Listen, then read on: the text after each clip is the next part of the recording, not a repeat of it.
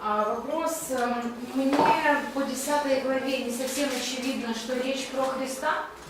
The question is, in chapter 10, it's not clear for me that it's about Jesus in 5-9, да? Да, 10 глава. Verses 5-9 Вот. of chapter 10. Можете помочь чуть-чуть? Can you help me with that? Видеть. To see that, to review that. Well, you'll notice in your notes there's some descriptions there. Обрати внимание, в твоих заметках на 19 странице есть описание.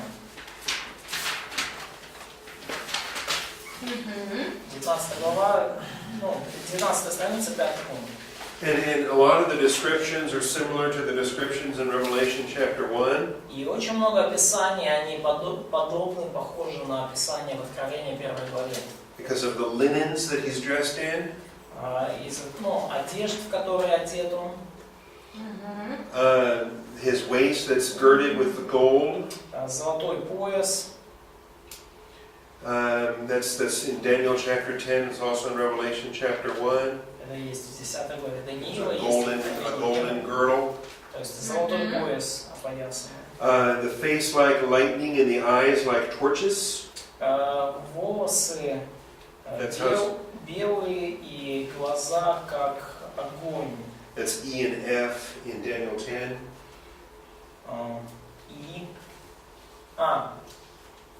Да, то есть, в Даниила его глаза как горящие светильники. And in Revelation 1, the letter E shows his eyes are a flame of fire. Да, а в Откровении вот глаза его как огонь написаны. His arms and his feet like polished bronze. Ноги были как блестящая медь. That's letter G in the Daniel part, is letter F in the Revelation part. Это вот в G в Даниила и F в Откровении. The sound of his words are like the sound of a tumult. That's H in the Daniel part. И вот H, да, звук его слов как голос множества людей. And in Revelation it's letter G. А в Откровении G буковка это. Okay, so it's not absolutely identical. Это не то, чтобы совершенно все одинаково. But it is very much similar. Но очень-очень похоже. And anybody reading Revelation chapter 1 would be reminded of Daniel chapter 10. И любой, кто читает Откровение 1 главу, это ему сильно напомнит Даниила 10 главу. И вопрос тогда получается, 9 стих, это как бы окончание этого видения, и с 10 начинается второе, да, видение? Ну как? So, if I understood right, from verses 5-9 we have one vision, and from the verse 10 it's a different vision. Ну, уже другой же ангел. It's a different angel. So he saw Jesus, verses 5-9 of chapter 10 Daniel, and now starting from verse 10 he's speaking with Gabriel. I agree. Yes. Да, то есть с 10 стиха начинает говорить с Гавриилом. То есть Сын Человеческий удалился, а Гавриил попал. Son of Man, Jesus is kind of, he disappeared, and Gabriel is show up. I also think there's similarities here with Paul and the Damascus Road. И также есть подобие здесь с Павлом по дороге в Дамаск. Because Daniel has some companions that can't see him. И потому что у Даниила тут есть некоторые люди рядом с ним, которые не видели его. В 7 стихе, да? Только я один, Даниил, видел это видение, а бывшие со мной люди не видели этого. They weren't able to see the Lord, but they were in great fear and they ran away. Но сильный страх напал на них, и они убежали. And I think that's similar to Paul's companions on the Damascus Road. И я думаю, что это очень похоже на попутчиков Павла по дороге в Дамаск. So that would be another New Testament similarity. То есть это будет такая еще одна параллель в Новом Завете. With an appearance of Jesus Christ. Параллель связана с появлением Иисуса Христа. Hey, good question. Any other questions? Есть ли еще какие-то вопросы? I've got a question. У меня есть вопрос. What form of literature is the book of Daniel? Какому жанру, какой форме литературной принадлежит книга Даниила? And that form of literature is characterized by what? И чем характеризуется эта форма литературы? Видение, A lot of visions. символы. Signs and symbols. Symbols or signs. Good. Symbols or signs. Good. And where do we look to interpret those symbols or those И signs? куда нам смотреть, чтобы правильно истолковать эти символы и знаки?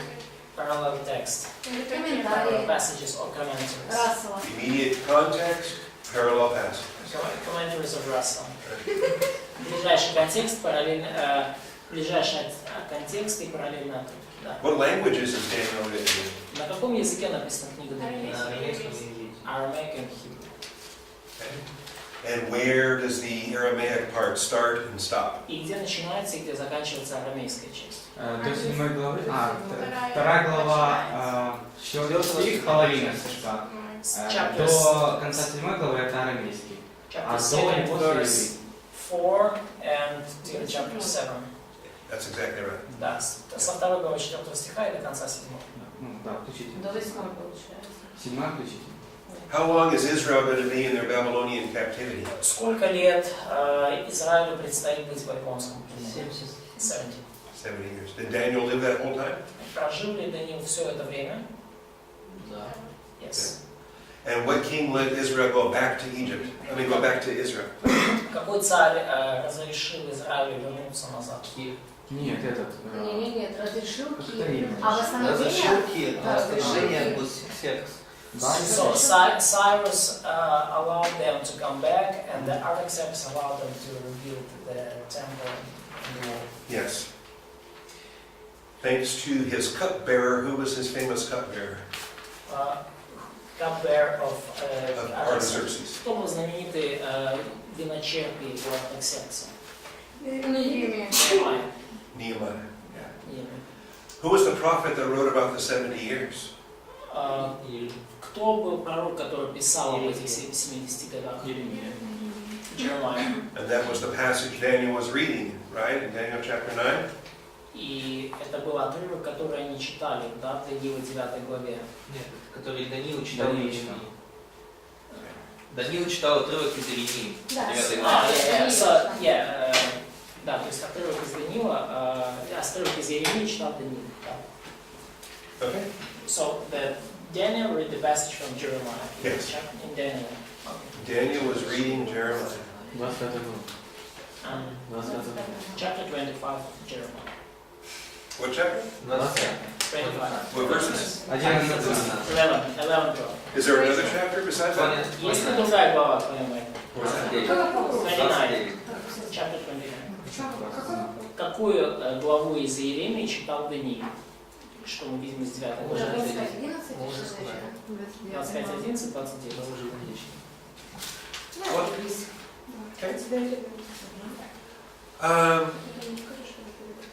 Okay. We do have chapter 12 to talk about. О чем говорит глава 12? О великой службе. About tribulation. Мы до нее еще не дошли. So we did not get to. Okay. Yeah, the end of chapter 11. Что говорится в конце главы 11? И войны, которые будут во время Antichrist and the wars he will start. Yes. Получается, 12 глава про войну? So, chapter 12 is about war. Really, no, chapter 11, verses 40 through 45, the last 6 verses of chapter 11. Ну, последние стихи 40 по 45, 11 главы. You'll notice in verse 40 it begins with, at the end time. И обратите внимание, вот в 40 главе, да, в 40 стихе 11 главы, под конец же времени, как начинается. And then in chapter 12, verse 1, it says, at that time. И в 12 главе Даниила начинается, да, в то время, at that time, oh, it's not here. В то время, да, в то время. Okay. And so we put both of those paragraphs in parallel with each other. И мы помещаем вот оба этих абзаца в параллель друг с другом.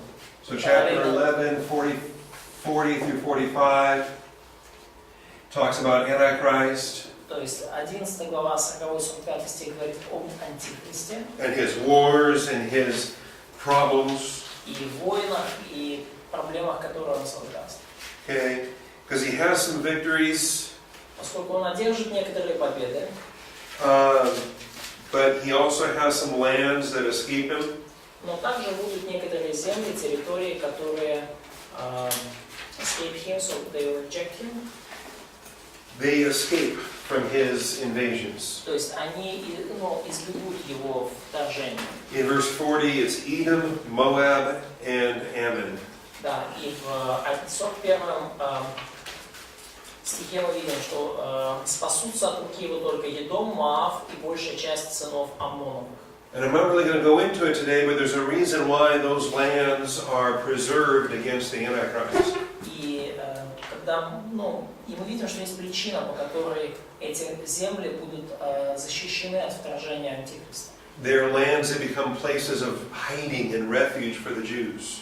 Это те земли, которые станут убежищем, местом убежища для евреев, иудеев. He also is very angry in verse 44. И также он очень разозлен, он в величайшей ярости в стихе 44. Because of rumors from the east and from the north. Из-за слухов с востока и с севера. And I connect that with Revelation chapter 9. И я связываю это с Откровением 9 главы. And we'll see this next week. И мы посмотрим это на следующей неделе. But in your outline, I listed it in point 23 and subpoint C. Но в вашем конспекте я это упомянул в пункте 23 под пункт С. 24 страница. And there are 200 million soldiers on the way from China. И это, скорее всего, речь о 200 миллионах солдат из Китая. And 200 million, I believe they're demon possessed because that's how many demons come out of the abyss. И я думаю, что это 200 миллионов одержимых, потому что я думаю, что именно столько демонов выйдет из преисподней. But we'll talk about that next week in Revelation chapter 9. И мы поговорим об этом на следующей неделе, говоря об Откровении 9 главе. Because when you read about legion in the Gospels, Потому что когда мы читаем о легионе в Евангелиях, and you see how powerful a demoniac can be, то мы видим то, насколько может быть силен и насколько силен может быть одержимый бесом демонами человек. the kind of superhuman strength that can break chains. То есть одержимый демоном человек, он имеет сверхъестественную силу, он может разрывать цепи. Imagine an army of 200 million demoniacs. И представьте себе армию из 200 миллионов одержимых бесами людей. That's a big army. Это большая армия. Как вы пришли к тому, что 200 миллионов с Китая будет солдат? How did you came into the conclusion that there's going to be 200 millions of soldiers from China? Because we know they come from the east when they cross the Euphrates River. Потому что мы знаем, что они придут с востока, они пересекут реку Ефрат. Geographically, that would be China or possibly India as well. Географически это может быть Китай или, возможно, Индия. And today, those are the countries that have a population that can support such an army. И в наши дни даже обе эти страны обладают населением, способным поддерживать, обеспечивать такую армию. So it's a guess. И это предположение. But we might be 10,000 years away from the rapture. И, может быть, нас еще до восхищения отделяют 10 тысяч лет. And so things might be different at that time. И к тому времени все может поменяться. But as it stands today, the population of China and India are sufficient to send 200 million adult male soldiers. Но как на сегодняшний день население Китая и Индии достаточно, чтобы отправить армию из 200 миллионов солдат-мужчин. You need about 1 billion people to have 200 million fighting age men. То есть вам нужно порядка 1 миллиона людей, чтобы отправить в бой, 1 миллиарда людей, чтобы отправить в бой армию из 200 миллионов мужчин, способных бить. Okay. So, in this paragraph we have the tribulation described from the perspective of the Antichrist. И вот в этом абзаце, таким образом, у нас период Великой Скорби описан с точки зрения Антихриста. But in chapter 12, verses 1 through 4, Но в 12 главе, стихах с 1 по 4, it's the time period but viewed from the side of Israel. это тот же самый период времени, но уже он описан с точки зрения Израиля. And really only verse 1 talks about the tribulation. И на самом деле только стих 1 говорит о Великой Скорби. And verses 2 through 4 are more about the millennium and what follows the tribulation. И стихи 2, со 2 по 4, они больше о тысячелетнем царстве и о том, что последует за Великой Скорбью. Verse 1 it says that Michael will arise. И стих 1 говорит о том, что восстанет в то время Михаил. He takes his stand. То есть он восстанет, да, то есть он займет свое положение. Where previously maybe he had been told to sit down. Может быть, до этого ему было сказано сидеть, посидеть. During a time that God is judging Israel, he tells Michael to sit down. То есть во времена суда над Израилем, возможно, Бог сказал архангелу Михаилу, присядь, посиди немножко. Israel is under discipline, Israel is under judgment. Michael, sit down. Израиль сейчас находится под дисциплиной, Израиль под осуждением. Михаил, присядь, посиди немножко. Okay, the judgment is finished, the discipline is complete. Michael, stand up and fight for Israel. Осуждение закончилось, дисциплина завершилась. Михаил, встань, восстань и борись, сражайся за Израиль. Because the tribulation is unique. Потому что Великая Скорбь – это уникальное событие. It is a day that has never happened before. Это такой день, такое время, которое никогда не случались ранее. It will never happen again. И никогда не случится после. And in your notes, look at point 3. И посмотрите в ваших заметках на пункт 3. Of chapter 12. Yes. Значит, это страница 25. And the subpoints E, B, C, and D. Там 4 подпункта А, Б, С, Д. It's not on your test, but I wish it was. Это в вашем тесте не будет. Я хотел бы, чтобы оно было. Because this is good information. Потому что это очень хорошая информация. Daniel is not the only prophet that says that the tribulation is a unique day. Даниил не единственный, кто говорит, что Великая Скорбь будет уникальным днем. If a day has never been like it before and never after, Это будет такое время, такой день, которого не было никогда раньше и после никогда не будет. then it is the one and only day. То есть это это единственный в своем роде день. And Jeremiah also talks about it. Пророк Иеремия также говорит об этом. In Jeremiah 30 and verse 7, Иеремия 30, стихе 7. where it is called the time of Jacob's trouble. И он называет это бедственным временем для Иакова. And we're told that there is no other day like it. И он говорит, что о горе велик тот день, не было подобного ему. It is one of a kind. Единственный в своем роде. How many one-of-a-kind days can there be? Как много может быть дней единственных в своем роде? Only one. Только один. Okay? And so Daniel talks about it, Jeremiah talks about it, Ezekiel talks about Мы it. видим, что Даниил о нем говорит, и Иеремия о нем говорит, и Иезекииль о нем говорит. Ezekiel 5:9. И Иезекииля 5:9. He says, I've never done this before, I will never do this again. Говорится, что я сделал над тобой то, чего я никогда не делал, и чего подобного впредь не буду делать. And then Jesus spoke about it И Иисус также об этом дне говорил. in Matthew 24, verses 21 and 22. Матфея 24, стих 21-22. He says, there will be a great tribulation such as not occurred since the beginning of the world until now, nor ever will. Ибо тогда будет великая скорбь, какой не было от начала мира до ныне и не будет. So, 4 great Jewish prophets spoke of this coming day. И так 4 величайших еврейских пророка говорили об этом грядущем дне. The 3 prophets of the captivity, 3 пророка времен Вавилонского пленения, Daniel, Ezekiel, and Jeremiah, Даниил, Еремей и Иезекииль, and of course Jesus Christ himself in the Mount Olivet Discourse.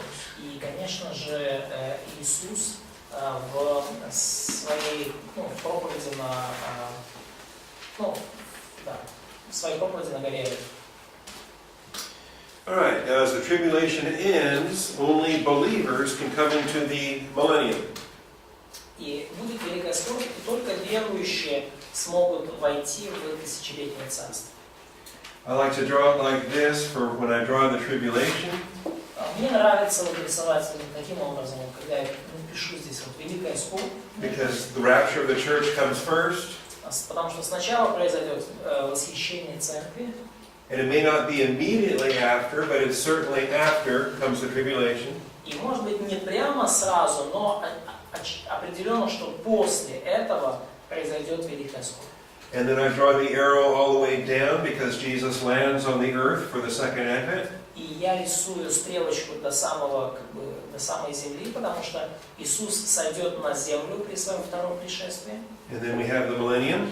И далее у нас будет тысячелетнее царство. But remember, only believers will enter into the millennium. Но помните, только верующие войдут в тысячелетнее царство. As it says in verse 1 of chapter 12. Как сказано в стихе 1, 12 главы. Everyone found written in the book. Войдут лишь те, все, которые, 12 глава, 1 стих, войдут лишь те, которые найдены будут записанными в книге. Everyone found written in the book will be saved. Те, которые найдены будут записаны в книге, спасутся. Это среди евреев? Is it among Jews? This verse is talking about Jews. Этот стих говорит непосредственно о евреях.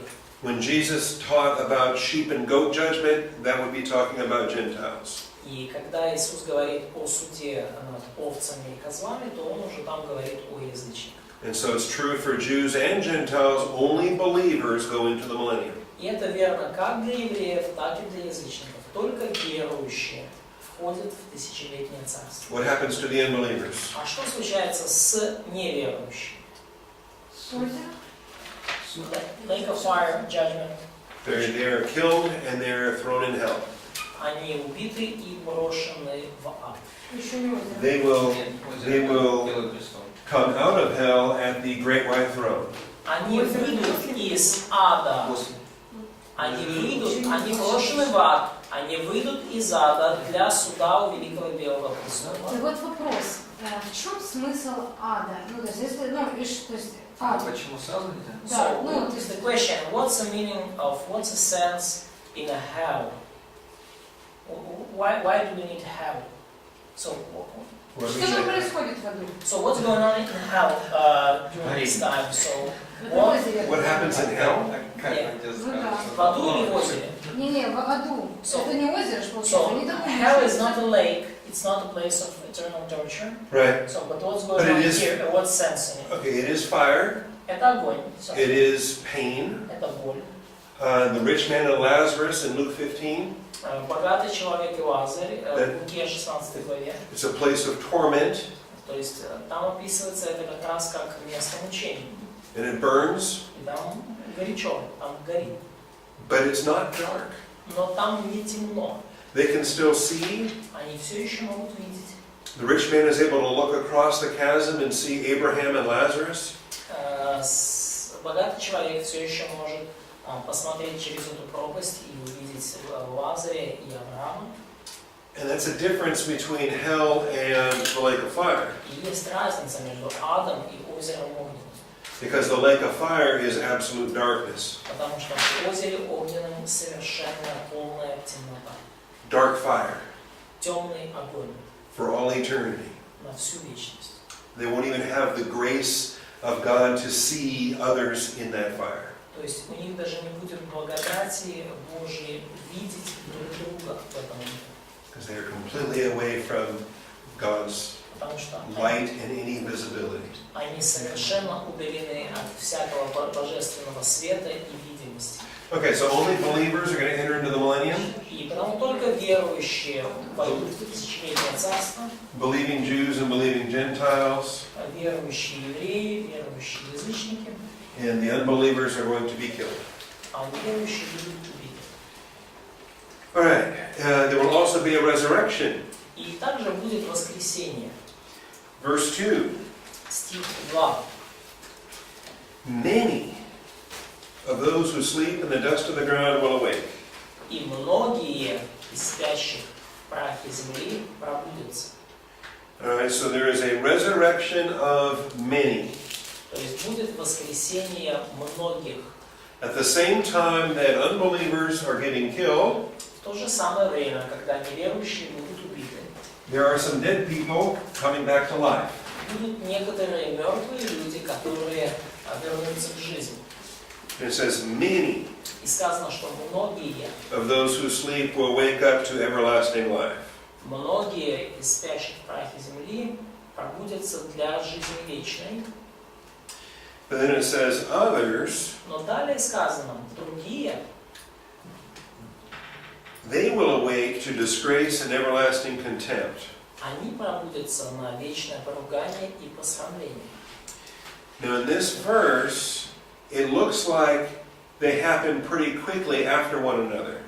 И в этом стихе кажется, что это, эти два события произойдут очень быстро одно за другим. It seems like there's a resurrection of life and a resurrection of disgrace. Кажется, что здесь речь идет о двух воскресениях. Воскресение жизни и воскресение посрамления.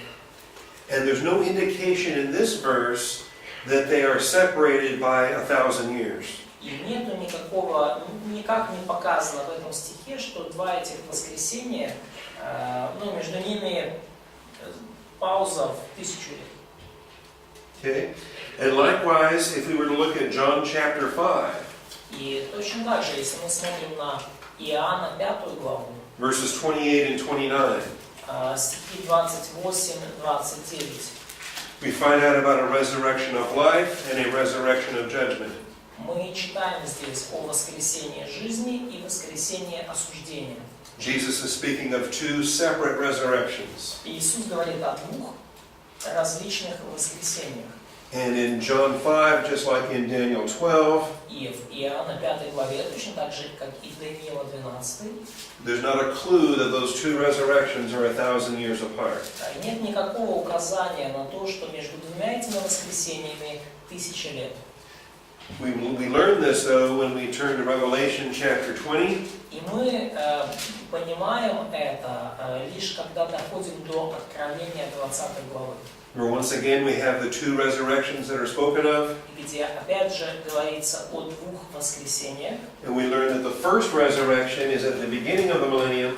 И мы понимаем, что первое воскресение будет в начале тысячелетнего Это то, царства. что в Иоанна 5, да? Первое воскресенье. Воскресение жизни, да, в Иоанна 5. But that the second resurrection does not occur until after the 1,000 years were complete. Но второе воскресение, оно случится после того, как пройдет 1000 лет. Прочие же из умерших не ожили, доколе не окончится 1000 лет. So thankfully we have Revelation chapter 20 and verse 5. И слава Богу, что у нас есть Откровение 20 глава 5 стих, That demonstrates that these two resurrections are separated by 1,000 years. которое показывает нам, что между двумя этими воскресениями 1000 лет. And this is the point in your outline under main point 5. И это пункт в вашем конспекте, и это пункт номер 5. Вопрос можно? Очень. Вот в воскресенье жизни. So, resurrection of life. The resurrection of life. Да, как те, которые воскреснут, это воскресенье так как, когда меняется тело, или это просто оживление, а потом, потому что они могут опять не уверовать. So will this glorification be kind of glorification, so in new glorified bodies, or that will be just kind of regular bodies, because during the millennium kingdom there will be people who will not believe, non-believers in the other way. So will these people who are resurrected in the beginning be in new bodies, Yes. glorified bodies? Yes. In all of them. These people will be in resurrected, glorified bodies. Вот те, кто воскреснут к тысячелетнему царству, они будут в новых прославленных телах. These people, Вот эти люди, the believing Jews and the believing Gentiles, they will still be in their mortal body. верующие евреи и язычники, все еще будут в своих смертных телах. And they enter into the millennium and they will have babies.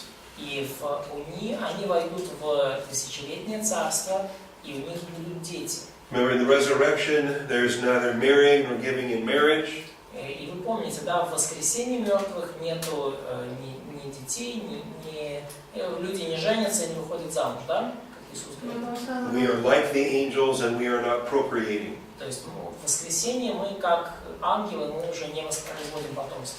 So these guys are resurrected and glorified and not making babies. То есть вот эти люди, которые воскресли в прославленных телах, и они детей уже не производят. These guys are mortal and they are having babies, and many unbelievers will not be getting saved. И вот, те, кто в смертных телах, они, скажем, у них будут дети, и многие из этих детей, они не уверуют и не спасутся. Also, many of these guys are going to be dying during the millennium. И также многие из этих людей, они умрут в течение тысячелетнего царства. Prophet Isaiah says that the youth will die at 100. The youth dies at 100. Пророк Исаия говорит, что юноши будут умирать в 100 лет. Have you heard that passage before? Вы не помните, откуда это? То есть смерть еще будет, это что-то So the death will still have place. Yes. То есть, Да. к примеру, мы воскреснем, So- будем в тысячелетнем царстве, потом опять умрем? So we will... Мы не те, кто воскреснем. Не, речь о тех, кто перейдет в тысячелетнее царство из тысячелетней скорби. Ага. Они перейдут в смертных телах, Тысячелетний скорби. Смертные тела. ну, из великой скорби, это жестко. с великой скорби. И они будут умирать. в смертных телах, они будут рождать детей, они будут умирать. А ті, що були сховані, що як вони Где помирають? мы, если мы будем восхищены? So where we will be if we will be raptured before that time. Yeah, we're up here with the Lord, Мы будем с Господом. and then we come back with the Lord, И and, мы вернемся вместе с Господом. and then we reign with the Lord throughout the millennium. Во втором пришествии будем править с Ним во We already have our втором resurrection царстве. here at the rapture. Наше воскресение случилось уже во время восхищения. We in the church. Нас, это речь как церковь. So this is not the church getting raptured. То есть здесь не церковь восхищенная воскреснет. These are Old Testament believers. Воскреснут здесь верующие Ветхого Завета. These are tribulational believers. И верующие времен Великой Скорби. Okay.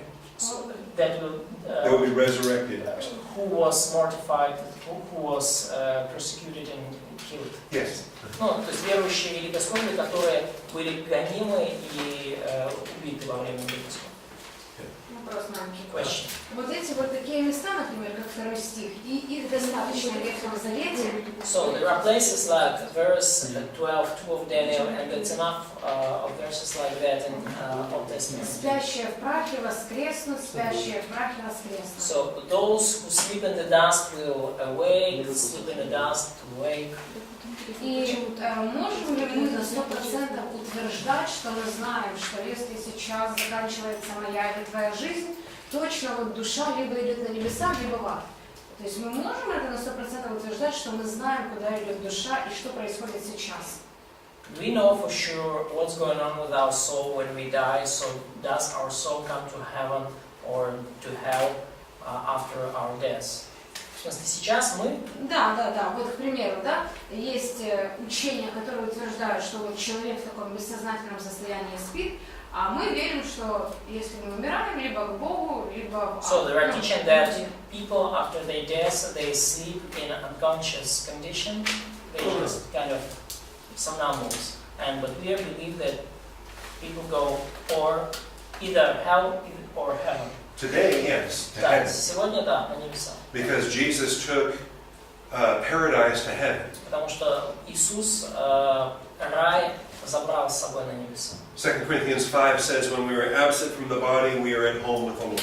2 Коринфянам говорит нам, что когда мы покинем это тело, то мы отправимся, будем дома с Господом. Sorry? Да. Вопрос по поводу воскресения. Вы сказали, что будет первое воскресенье ветхозаветных верующих. So the question on resurrection, you told that there will be a resurrection first hand of Old Testament believers. А восхищение застанут только те, которые будут живы, верующие в Духе Церкви. So, but only those believers who will be live alive during rapture will be raptured. Или мертвые тоже, те, которые жили во время Церкви. So what will be with the dead people who lived in the age of church? Они тоже воскреснут? No, they did not survive till rapture, but they lived during the church age. Oh, yeah. So they will be raptured, or they will be. Will their resurrection take place during the rapture or during this? Here. Every unbeliever. No, believer. Oh, believer. Believers of church age. Yeah, believers resurrect here. Верующие, времен церкви воскресают здесь во время восхищения. То есть верующие, которые сейчас умрут, они воскресают. Понятно, все. Время церкви Все, восхищение. что связано с церковью, будет восхищение. Тогда даже 3 воскресенья. In 1 Thessalonians chapter 4, В 1 Фессалоникийцам, 4 главе, it says the dead in Christ will rise first. что умершие во Христе воскреснут прежде. Then we who are alive and remain will be caught up together with them in the clouds. И мы, и вслед за ними, и мы, те, кто оставшиеся на небеса, восхищены. So dead in Christ. То есть умершие во Христе. That's church believers. Это верующие эпохи церкви. These are Old Testament А believers. здесь верующие эпохи Ветхого Завета. Вот это 3 воскресенья. So it's going to be 3 resurrections, in fact. Yeah. Да. Or 4. Даже 4. Because the very first resurrection Самое первое воскресенье was the Lord Jesus Christ on Easter Sunday. Господь Иисус Христос. Excellent questions. Отличный вопрос. Okay.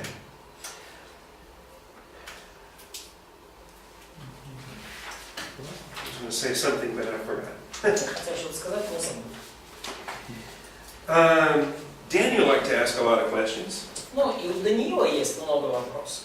And the Lord says, sorry, Daniel, И Господь говорит, извини, Даниил, that's a question I'm not going to answer. это вопрос, на который я не буду отвечать. А в миллениуме, получается, проклятие только частично снято, с природы, да? So in millennium, Физически некоторые умирают. the curse from nature is ripped out partially, so partly, so people still dies. So the nature is under curse now, we know that. Right. There is death in the world. So in millennial kingdom, this curse will be removed completely or partly. Partial. Partially, частично. And I think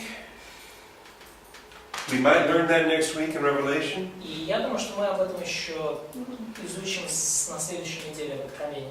But it's a very special study. Но это очень такое специфическое изучение. Because we not only learn about the millennium, but we learn about after the millennium. Потому что мы обычно мы читаем и о тысячелетнем царстве, но и о том, что будет после него. In the new heavens and new earth. На новой небе и новой земле. Okay? And here is where there is no more death. И вот это место, где смерти больше нет. But there's still death here. Но смерть в новом тысячелетнем царстве еще будет. And what happens, we go all the way back to 2 judgments.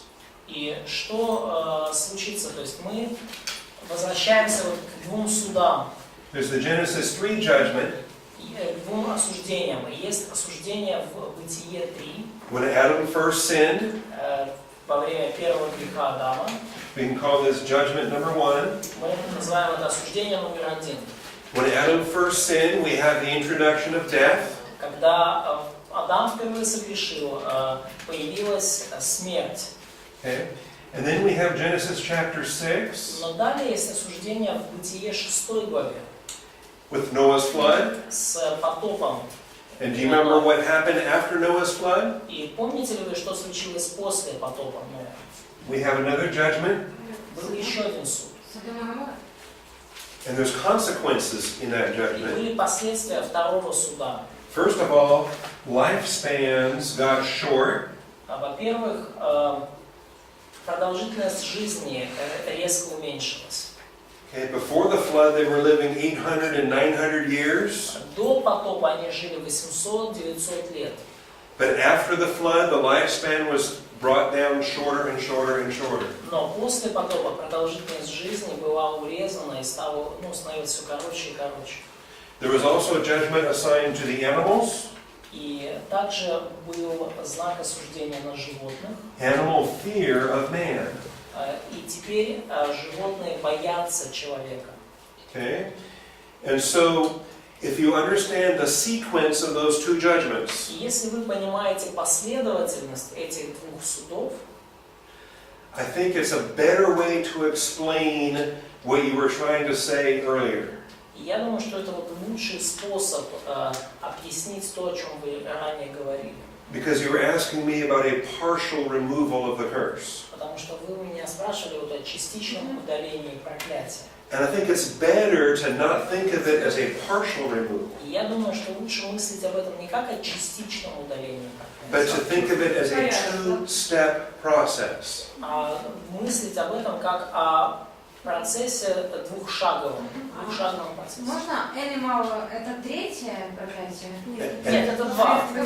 Продолжительность жизни. Нет, значит, есть два проклятия, два суда. Бытие 3, Бытие 6. Да. И тот, который в Бытие 6 включает уменьшенная продолжительность жизни, б. Животные боятся человека. Измерения дольше живут, и животные не боятся. I think you're getting it. Because in the millennium, judgment number 2 is canceled out. И в тысячелетнем царстве будет отменено осуждение номер 2. Humanity is returned to the longer lifespans, Человечество снова вернется к более длинной продолжительности жизни. and we will have peace with the animals in the millennial kingdom. И также в тысячелетнем царстве мы будем жить в мире с животными. The lion will lie down with the lamb.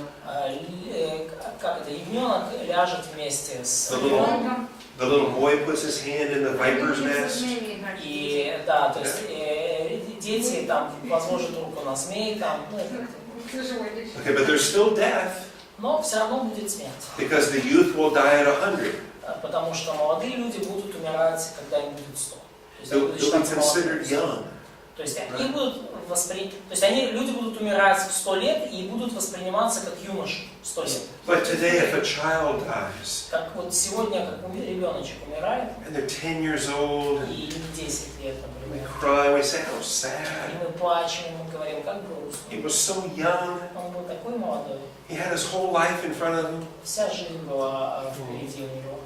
In the millennium, we'll be saying that about a 100-year-old person. И в тысячелетнем царстве мы будем так говорить о человеке, которому 100 лет будет. The 100-year-old person will say, oh, that's so sad. И о столетнем человеке, They were so young мы будем говорить, как это грустно, он умер, он был такой молодой. because they were going to live hundreds and hundreds of years. Потому что он уже мог жить еще там сотни и сотни лет. Now, in the new heavens and new earth, we finally end judgment number 1. И на новом небе и новой земле будет отменено также и первое осуждение. And this is the wages of sin is death. И это там, где возмездие за грех смерть, And the remainder of the curse is gone. то есть все последствия проклятия будут удалены. So I like what you asked about partial removal. Мне очень понравилось то, как ты спросил насчет частичного удаления проклятия. But I think it's best to think of it as two-step judgment and two-step removal. Но я думаю, что лучше мыслить это как двухэтапное осуждение и двухэтапное снятие осуждения. Okay? The fall and the flood Падение и потоп are undone in the millennium and the new earth. отменены через тысячелетнее царство и в тысячелетнем царстве и в новой земле. Great question. Thank you. Отличный вопрос. Спасибо. And we will talk about that in Revelation. И мы поговорим об этом еще, изучая книгу Откровения. All right, for the rest of chapter 12. И вот говоря об остатке 12 главы, Daniel sees some additional things here. то есть в 12 главе Даниил видит кое-какие дополнительные вещи. He sees two angels standing on either side of the river. Он видит двух ангелов, стоящих стоящих на другой стороне реки. And a man dressed in linen is hovering above the river. И видит также, слышит мужа в льняной одежде, находившегося над водами реки. And they're asking him questions, and Daniel is eavesdropping again. И он задает ему вопрос, и после этого Eavesdropping. Okay, he didn't know that the other day either. Eavesdropping, he's listening. Даниил снова слушает, да. Okay, he's butting into their business. То есть он пытается вникнуть, да, в то, что же там происходит. They're having their conversation over here, and Daniel's listening in. У них там какая-то беседа, да, и Даниил пытается вслушаться, да, о чем же они там говорят. And you have this in your notes in point 8. И у вас это в ваших конспектах в 8 пункте. I don't know who these two angels are. They might be Gabriel and Michael. We don't know. Я не знаю, кто эти два ангела. Это могут быть Гавриил и Михаил. Я не знаю. I do believe that's Jesus Christ dressed in linens. И я верю, что в лен, одетые в льняные одежды, это Господь Иисус Христос. Okay, is it? Да, я по вот этому вопрос, да, насчет льняных одежд. Это как бы означает священство? So, this linen clothes, is it a sign of priesthood? Yes. Да. Yep. А священство только Христу принадлежит, не ангелам. The priesthood is belong only to Jesus, not to angels, yes? Можешь наш первосвященник? He's our senior priest, Yes. high priest. Jesus is the apostle and high priest of our confession. Или ангел может быть. Священник и первосвященник нашего исповедания. Could angel be priest? I don't think so. Не думаю. Not now. It used to be. Не сейчас. Satan was a priest before he fell. Они могли быть раньше. Сатана был священником до своего падения. In Ezekiel 28. Мы это видим в Иезекииле 28 главе. Ты был там предстоящий херувим Бога. Okay. They want to know how long this tribulation is going to last. И они хотят знать, сколько же продлится великая эта скорбь. And Jesus answers them times, and half a time. И Иисус говорит им, что это будет к концу времени и времен и полувремени. So the angels are given the same schedule that Daniel was given in his dream. То есть ангелам Иисус дает тот же график, то же расписание, что дал Даниилу в его сне. Remember, this is the 3.5 years of the tribulation. То есть вы помните, да, 3,5 года великой скорби. 42 months. 42 месяца. 1,260 days. 1460 дней. 1260.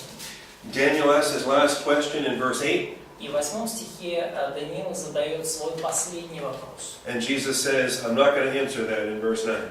И в 9 стихе Господь ему по сути отвечает: я не буду тебе сейчас отвечать на него, Даниил. He says, go your way, Daniel. Даниил, иди своей дорогой. Иди, Даниил. You're done. Все, с тобой, твоя работа закончена. Your ministry is over. Твое служение завершилось. Seal up these words until the end of time. Запечатай слова сии до последнего времени. Then he talks about additional items in verses 10 through 13. И далее вот в стихах с 10 по 13 он говорит о некоторых дополнительных элементах. But he tells Daniel that's really nothing he has to worry about. Но говорит Даниилу при этом, что Даниилу во всем этом вообще не о чем беспокоиться. In verse 13 he says, go your way to the end. И в 13 стихе он говорит, а ты иди к твоему концу. In other words, you're an old man, Daniel, you're almost ready to die. Иными словами, что Даниил, ты уже пожилой человек, ты уже практически готов So go and live out your days, умереть. Иди, доживай остаток своих дней. enter into rest, И войди в покой, упокойся.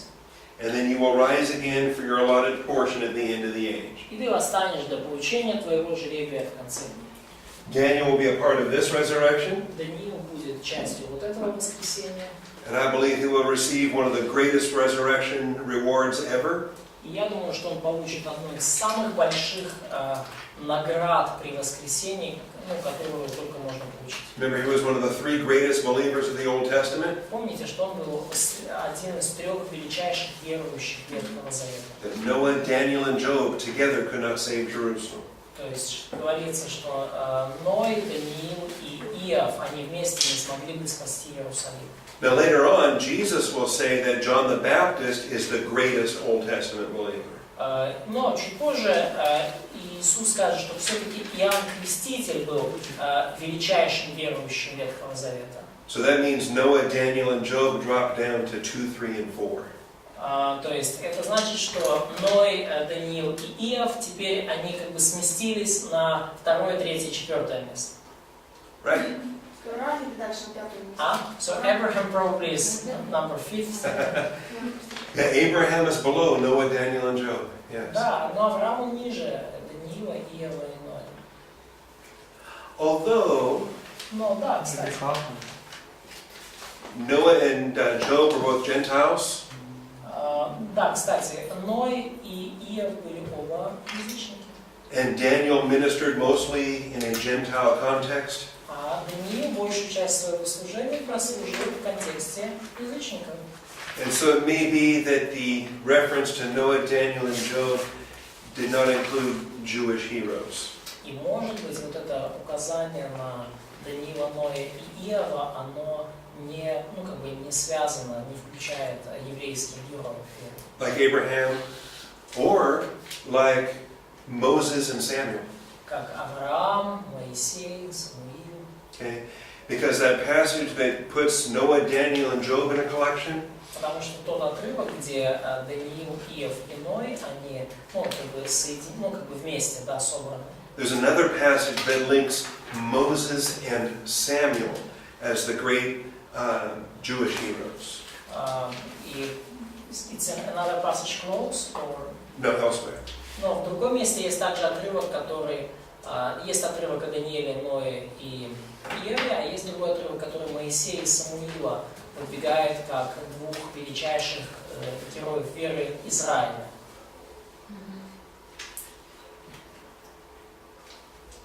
Jeremiah 15 and verse 1. Иеремия 15, стих 1. And the Lord said, even if Moses and Samuel were to stand before me, my heart would not be with this people. Сказал мне Господь, хотя бы предстали пред лице мое Моисей и Самуил, душа моя не преклонится к народу сему. I think if you put a lot of attention on the Ezekiel passage, И если вы таким образом соедините это еще с that's highlighting Noah, Daniel, and Job, Иезекииль, где подчеркиваются Даниил, Иов и Ной, that's Ezekiel 14:14. это Иезекииль 14:14. I think we need to balance that with Jeremiah 15:1. То есть я думаю, что нам все-таки надо как-то балансировать, да, вот эти два отрывка. Иезекииль 14:14, Иеремия 15:1. And maybe we shouldn't read too much into those verses, И может быть нам не нужно сильно много из этих стихов вычитывать, because they are great heroes from the Old Testament. потому что они все великие пророки Ветхого Завета, великие герои Ветхого Завета. Okay, now, if you want to ask me anything about these days that are mentioned in Daniel chapter 12, I will tell you I do not know. И если вы у меня хотите что-то спросить по поводу всех этих дней, упомянутых в Даниила 12 главе, verses 10-13, yes? Yes, 10-12. Всегда 10 по 12, я вам просто скажу, я не знаю. Because there is a period of time that is 1,290 days. Потому что вот есть тот период, который 1290 дней, That's mentioned in verse 11. который в 11 стихе упомянут. And then there's another reference to 1,335 days. А есть другая ссылка на 1335 дней в 12 стихе. That's mentioned in verse 12. 12, да? Okay? And I have a lot of questions about those numbers. И много вопросов мне задают по поводу этих чисел. I don't have any answers. И нету у меня никаких ответов на это. I have some opinions, У меня есть мнение, because I have lots of opinions. потому что у меня много мнений вообще. I have some guesses, У меня есть некоторые предположения, but I cannot tell you for sure. но я не могу сказать вам наверняка. Because I'm going to look in two places to find some answers.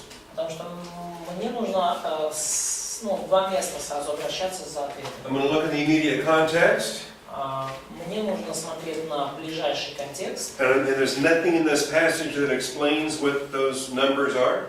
И ничто в этом отрывке не объясняет мне, к чему здесь эти цифры. And then I will look for parallel passages, И мне также нужно смотреть на параллельные отрывки.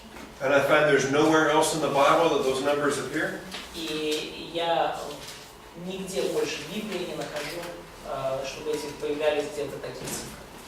And so, what am I going to do in order to understand these numbers? Чтобы понять эти числа. I don't think we can understand these numbers. И я вообще-то не думаю, что мы можем понять эти числа. I think in verse 3, Я думаю, в 3 стихе it says, "Those who have insight will shine brightly." сказано: разумные будут сиять, как светило на тверди. I think that there will be believers in the tribulation, И я думаю, что будут верующие эпохи Великой Скорби.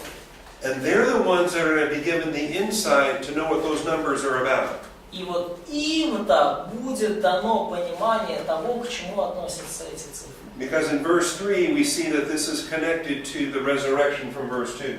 Потому что мы видим, что вот это связано каким-то образом с... 3 стих связан с воскресением во стихе 2. And so you notice in point 9c, И вы видите, да, вот в заметках ваших 9 пункт, подпункт С, I just describe it in this way. я писал это вот таким образом. There are events scheduled for 30 days and 75 days after the tribulation. Есть события, которые состоятся через 30 дней после скорби и через 75 дней после скорби. There are events scheduled, but we don't know what those events are. То есть определенный график событий, но мы совершенно не знаем, какие же это будут события. Now I can make some guesses. Ну, я могу сделать некоторые предположения. In Daniel 2, it talked about the wind was going to blow away the dust from the fallen statue. А в Даниила 2 говорится о ветре, который сдует пыль с остатков вот этих павших статуй. So I can think, all right, it's going to take some time to blow away the dust of the Gentile empires. Ну, я думаю, что, может быть, хорошо, может быть, понадобится какое-то время, чтобы вот сдуть с лица земли остатки языческих империй. Maybe that's what the 30 days is about. Может быть, вот к этому относятся эти 30 дней. I don't know. Не знаю. Also, it's going to take time to conduct the sheep and goat judgments. И, возможно, понадобится также время, чтобы совершить суд над овцами и козлами. If you've ever studied that in Matthew 25. Если вы когда-то это изучали в Матфея 25 главе. Also, Israel has to go, and living Israel has to go into a time of judgment. И также живущие living Israel. Israel, believing Jews. То есть, также нужно будет время над живущим в то время Израилем, нужно время, чтобы суд над ними совершить. And their judgment is described in Ezekiel chapter 20. И их суд над ними описан в Иезекииле 20 главе. So maybe that's what the 45 days is about. Может быть, к этому относятся эти 45 дней. And also, it's going to take time to build that new temple Ezekiel talks about. И также понадобится время, чтобы построить новый храм, о котором говорит Иезекииль. Okay? And a lot of people think that was what was referenced in Daniel chapter 8 to the 2,330 mornings and evenings. И может быть, некоторые люди думают, что вот именно вот это время, да, упомянуто в Даниила 8 главе, 2330 дней. Okay? And I don't agree with that. I think I told you in chapter 8, I think that 2,330 days is something else. Я с этим не согласен, я уже вам говорил, что я думаю, что для чего-то другого понадобится эти 2330 дней, не для постройки храма. Вопрос по этим дням. So the question on these days. 2300 дней. Правильно? 2,300 days. 2,330 mornings and evenings. 2330 Вот. утр и вечер. Вот. А если мы откроем первую главу Бытие, 5 стих, So if we will open Genesis chapter 1 verse 5. там мы находим утро, вечер, день один. So we see there morning, evening and day 1. Evening, morning. Evening, morning. Day. Вечер и Утро, день. вечер, день один. Вечер и утро. Это разные вещи. Нет, это одно и то же. Утро, вечер равно день один. Ну и что? Это Да. не надо делить. So, Еще Утро плюс вечер это один день. А если у тебя 2003 утра и вечера? Ну так это Вместе. they're arguing between, the Не надо ничего делить. Если morning просто and утро, evening. вечер, Is it это one день. day or just morning, evening, and, Yeah. Свеча. No, in Daniel chapter 8, Так, тише. in Daniel chapter 8, when the expression was found morning and evening, В Даниила 8 главе, когда мы видим выражение утро и вечер, it was mentioned with the sacrifices that were being stopped. это упомянуто в связи с жертвами, которые были приостановлены, жертвоприношениями. And the sacrifices are morning and evening sacrifices every day. И жертвоприношения — это вот те жертвы, которые приносятся каждый день, утром и вечером. In the creation account is evening and morning one day. И в повествовании о сотворении, то там вечер и утро — это один день. Вечер, утро. That's why I prefer the notes I gave you in chapter 8 instead of point 3 there in chapter 12. И вот это почему я предпочитаю вот эти заметки, которые я дал вам в 8 главе, вместо тех, которые здесь на счет 12. Okay. But these are difficult numbers in verse 11 and verse 12. Это трудные числа, вот, особенно в стихах 11, 12. And there are a lot of books that get written and a lot of people make up a lot of things. И много книг написано, и многие люди выдвигают самые разные идеи на этот счет. I give you a couple of guesses that make sense to me, Я вам привел несколько предположений, которые мне кажутся логичными, but it may be totally unrelated to what these days are about. но может окажется, что вообще мои предположения не связаны с тем, о чем эти дни. The wind is going to blow away the dust of that great statue. То есть ветер сдует прах вот этих великих статуй. Because Daniel 2 said that was going to happen. Даниил 2 говорит, что это случится. But that may have nothing to do with these two verses here in chapter 12. Но вполне возможно, что это никак не будет связано с этими двумя стихами в 12 главе. There will be a sheep and goat judgment. Будет суд над овцами и козлами. There will be a new temple built according to Ezekiel. И будет, согласно Иезекиилю, построен новый храм. But those events may have nothing to do with this chapter here in Daniel chapter 12. Но вполне возможно, что все эти события никакой связи не будут иметь с числами в конце 12 главы. I think it's going to be the heroes of the tribulation that have the insight to understand those numbers when it happens. И я думаю, что вот именно эти герои времен Великой Скорби, у них будет понимание и откровение, как понимать эти числа, когда все это случится. So the Lord told Daniel it's really none of his business. И Господь сказал Даниилу: Даниил, не твое это дело. And I'm going to tell you that it's probably none of our business either. И я могу вам сказать, что, скорее всего, это и не наше дело тоже. Никого из вас. Okay? Хорошо? I put a final note after 10, A, B, and C. Do you have that in your notes too? A principle? Yeah, there's a principle there. Да, и я вот последнюю финальную заметку вот поместил после вот пункта 10 АБЦ. And it's just a thought when he's saying goodbye to Daniel. И вот это просто вот мысль, которую вот я бы хотел сказать по поводу книги Даниила. He's encouraging Daniel that his life is almost over. Вот, Бог ободряет Даниила, его жизнь подходит к концу уже. And he's going to rise again in the resurrection to receive a tremendous reward. И что он воскреснет в конце дней, чтобы получить потрясающую награду. And it strikes me how personal God is. И это меня снова напоминает, и меня потрясает, насколько личным He knows является наш Бог. He knows each one of us personally. Он знает каждого из нас лично. He knows every day of our earthly life. Он знает каждый день нашей земной жизни. Because he counted every day of our earthly life before we were born. Он сосчитал уже каждый день нашей земной жизни еще до того, как мы родились. He knows every struggle, he knows every test. Он знает каждую трудность, каждое испытание. Because he prepared those tests for our growth. Потому что Он приготовил эти испытания для нашего роста. He knows the reward we're going to receive because he's preparing us for those rewards. И Он знает награду, которую мы получим, потому что Он готовит нас для этой награды. And what I like in this final point, И что вот мне нравится вот в этом последнем пункте, because we can get lost in all of the empires in history.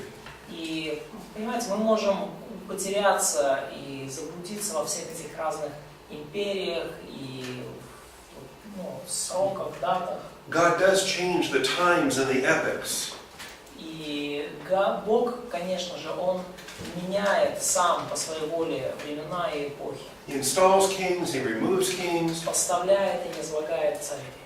He oversees all of human history.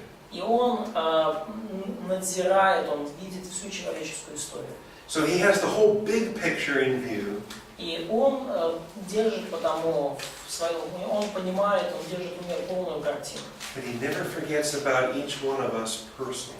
Но при этом Он никогда никого из нас не забывает лично. He knows about my life and my life today. Он помнит о моей жизни, о вашей жизни сегодня. And I like that. И мне это нравится. That is powerful. Это очень мощно, это очень важная мысль. Okay. Any questions? Есть ли какие-то вопросы? You need to take a break. И вам, наверное, нужен перерыв.